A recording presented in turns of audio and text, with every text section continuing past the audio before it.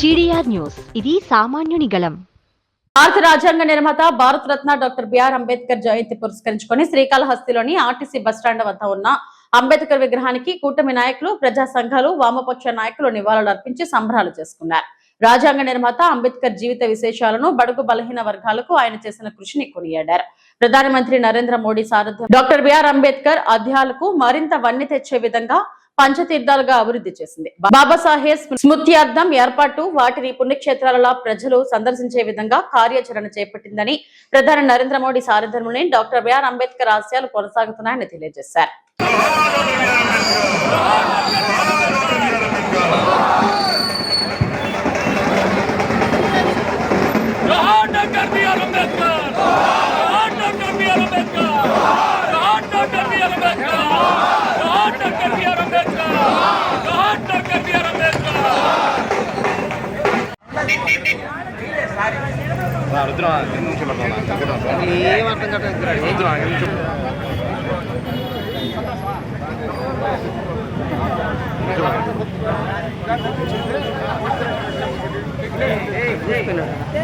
చాలా బాగా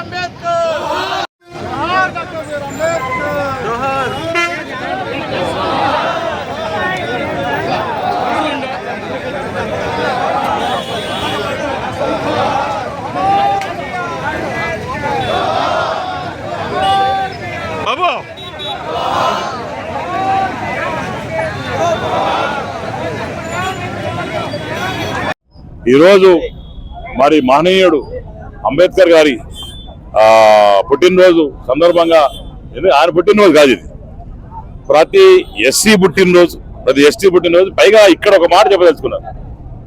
మహానుభావుడు ఒక కులానికి చెందిన వ్యక్తి కాదు, అన్ని కులాలు కూడా ఆదరించే వ్యక్తి, అన్ని కులాలని సమానంగా చూసే వ్యక్తి. అదే మార్గంలో మేము కూడా ఏంటంటే తెలుగుదేశం పార్టీ కుటుంబ సభ్యులు ఏంటంటే కూటమి ప్రభుత్వం ఏంటంటే మేము ఎక్కడ కూడా కులాలను చూసి పదవులు, కులాలను చూసి దగ్గర పెట్టుకోం. కులాలని చూసి మా ఇంట్లో ఎవరెవరు భోజనం చేస్తారు, ఏ కులం అని నోట్ చేసుకుని భోజనం చేయం. అందరం కలిసి ఒక అన్నదమ్ముల్లా ఉంటాం. ఈ రోజు పొద్దున మేము పక్కన అర్జునవాడ పోయొచ్చాం, వాళ్ళందరం కూడా ఎంత హాయిగా ఉన్నారండి ఈరోజు. అదే వైసీపీ టైంలో చూస్తే గొడవలు. నేను వియ్యంపల్లి వాళ్ళ ఎస్డీకే నగర్ వాళ్ళు వియ్యంపల్లి ఇంకా పక్కన ఎంఎంవాడ ప్రజలు కూడా నేను వినిపించుకున్నాను. మిమ్మల్ని అందరూ కూడా వాడే పొలిటీషియన్స్ తప్ప, మిమ్మల్ని దగ్గర తీసుకునే ప్రభుత్వాలకు తెలుగుదేశం కూటమి ప్రభుత్వం తప్ప మిమ్మల్ని దేనికి రౌడీజానికి వాడుకోవడం, మిమ్మల్ని గొడవలు వేసానికి వాడుకోవడం, దీనికి వాడుతూ ఉంటారు. ఇన్ని రోజులు కూడా కేసులు పెట్టించడానికో, కేసులు పెట్టిన తర్వాత వీళ్ళు లాభం పంపించడానికో వాడుతున్నారు తప్ప ఒక డెవలప్మెంట్ పరిధి పోట్ల. ఈ రోజు నేను అందరూ అక్కడున్న వాస్తవాలు కూడా చెప్తా ఉన్నా, మీరందరూ కూడా మారాలి. మీరందరూ కూడా అందరితో పాటు డెవలప్మెంట్ ఉంటుంది. నేను రేపు పొద్దున వచ్చే ఏ డెవలప్మెంట్ అయినా సరే మాటిస్తాను. అక్కడ వార్డ్ 1 నుంచి స్టార్ట్ చేస్తాం. వార్డ్ 1 అంటే వియ్యంపల్లి, 1వ వార్డు వియ్యంపల్లి. సో అక్కడి నుంచి కూడా అందరితో పాటు సమానంగా డెవలప్మెంట్ ఉంటుందని చెప్పి తెలియజేసుకుంటూ, ఎవరైతే ఇప్పుడు కూడా ఫైనల్ గా మాట చెప్తుంది, ఎవరైతే ఒక రెడ్డి అని పౌరు ఉంటుందో, కమ్మ అని పౌరు ఉంటుందో, ఇంకొక ఓసీ బీసీ బలిజా అని పౌరు ఉంటుందో అవన్నీ పౌరులు తగ్గించుకోవాలా. అందరినీ కూడా ఒక నాటి మీద తెచ్చుకోవాలా.